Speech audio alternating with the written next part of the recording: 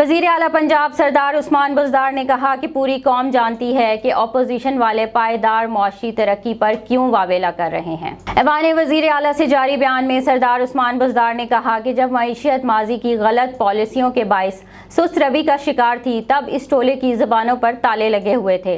अब जब मुल्क तरक्की के लिए टेक ऑफ कर चुका है और मईशत बेहतरी की तरफ गामजन है, तो ये टोला भांत भांत की बोलियां बोल रहा है। उस्मान बुज़दार ने कहा कि वज़ीर आज़म इमरान खान की क़यादत में साबिक दौर की गलतियों को दुरुस्त किया गया और मईशत अपने ट्रैक पर आई है। मुआशी तरक्की के समराज से भी अवाम को बेपनाह फ़ायदा पहुँचेगा। अपोजिशन का एजेंडा तरक्की के सफ़र को रोकना है और हमारा दुश्मन भी यही चाहता है। अपोजिशन अनासर तरक्की की राह में रुकावटें डालकर दुश्मन के एजेंडे को पूरा करना चाहते हैं।